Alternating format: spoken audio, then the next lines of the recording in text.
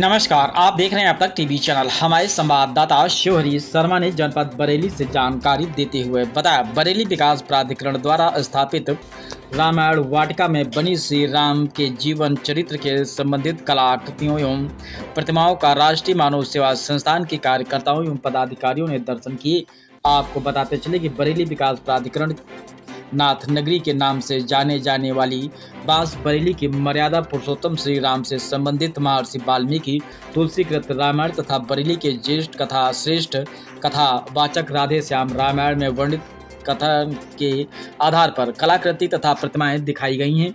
रामायण वाटिका को देखने के उपरांत राष्ट्रीय मानव सेवा संस्थान की राष्ट्रीय अध्यक्ष श्रीमती बिंदु सक्सेना ने अब तक टीवी न्यूज चैनल को बताया कि बरेली महानगर, जो कि अब तक नाथ नगरी के नाम से जाना जाता था, यहां पर रामायण वाटिका बन जाने से बरेली की एक और अलग पहचान बन गई है। उनका मानना है कि रामायण वाटिका के माध्यम से श्री भगवान राम के चरित्र से हमारे देश का सनातनी समाज पारित होगा।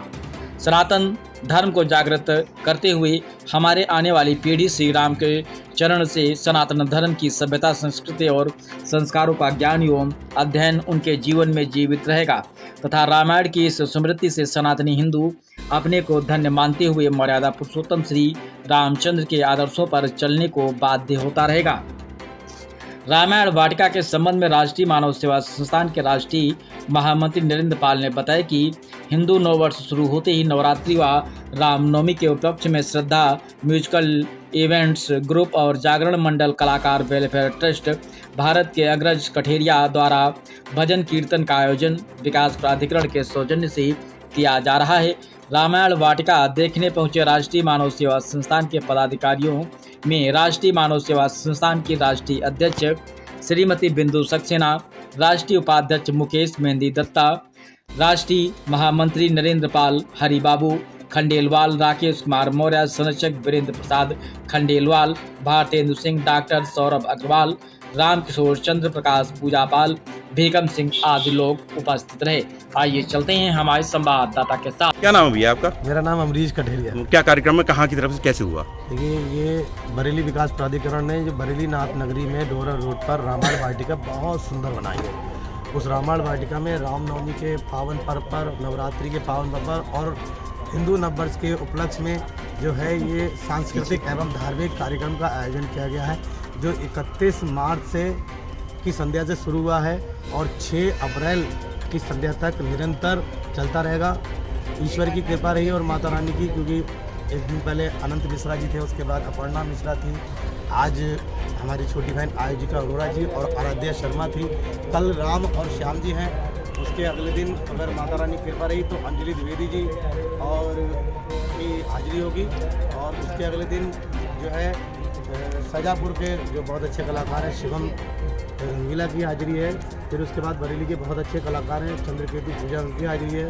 उसके बाद जो है अगले दिन की जो हाजिरी है वो विवेक इस्माइली और अनुप्रिया जी, मारुति शर्मा, शिवम शर्मा, ये जितने भी बहुत स्टार कलाकार हैं उनको सेवा करने का जो अवसर दिया है श्रद्धा जागरण मंडल के माध्यम से। हम सभी का ये आशा है कि इस वाटिका के अंदर जो भी आए वो भक्ति में होके जाए और अच्छे अच्छे कलाकार जो हैं, कलाकारों की आवाज़ें उनको सुनने को मिलें और जब भी उनके घर परिवार में माता रानी का कीर्तन हो, बालाजी महाराज के कीर्तन हो, तो ये कलाकार वहाँ जाएं और अच्छी अच्छी सेवा दें।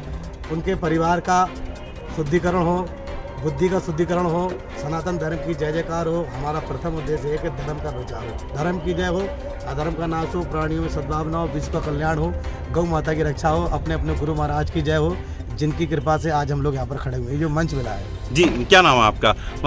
पहले आप अपना नाम बताइए, अपना पद बताइए, फिर बताइए कि आप कहाँ आई हैं और यहाँ आने के बाद आपको कैसा लगा?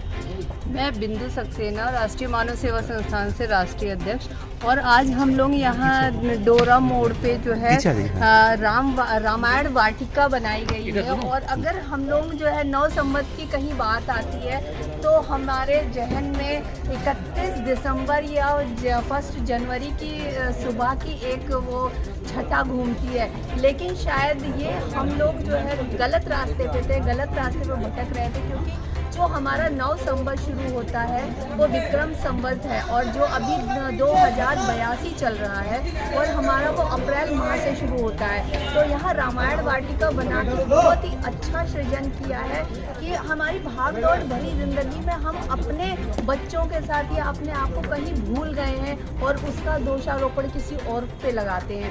जिस दिन हम अपनी गलतियां किसी और पे थोपना बंद कर देंगे, शायद हमारा जीवन और हमारा ये समाज एकदम और भी उस सपनों का भारत बन जाएगा जैसा कि हमारे महापुरुषों ने कल्पना करी थी।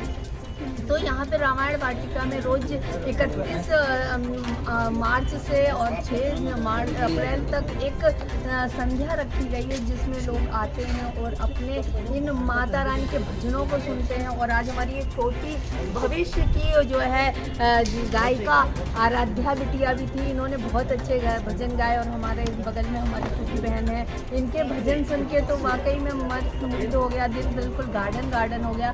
तो हम जो है अपने बच्चों को और अपने आप को ये समझाने की कोशिश करें कि हम कहाँ हैं और कहाँ जा रहे हैं। इसी के साथ जय हिंद, जय भारत। जी, क्या नाम है आपका? मेरा नाम आयोजिका। आपने बड़े बड़े बढ़िया भजन गाए, अब क्या कहेंगे समाज को, क्या संदेश देंगे इस रामायण वाटिका के बारे में? रामायण वाटिका के बारे में नाम से ही परिलक्षित हो रहा है कि रामायण वाटिका नाम रखा गया है। त्रेता युग को कलयुग तक लाने का एक प्रयास है। जो संस्कृति हम भूलते जा रहे हैं, उस संस्कृति को लाने की बड़ी आवश्यकता हो गई है, क्योंकि हमारे युवा अब उस तरफ नहीं जा रहे हैं जैसा दीदी ने कहा। और सच में एक वो नया साल होता है जो अंधेरे में शुरू होता है रात को 12 बजे। एक मेरा नववर्ष है जो पुष्पों की खुशबू के साथ और एक अच्छे से बसंती मौसम के साथ शुरू होता है। तो उपदेश यही है कि हम भजन प्रवाहकों का यही उद्देश्य होना चाहिए कि हम अपनी सनातन संस्कृति को आगे बढ़ाएं, और उसको बढ़ाने के लिए सबसे मजबूत कड़ी जो है वो हमारे युवा हैं, जैसे बिटिया आराध्या। ऐसे युवाओं को आगे बढ़ाने के लिए, अपनी संस्कृति को लेकर चलने के लिए इस रामायण वाटिका में ये बड़ा सुंदर आयोजन रखा गया है।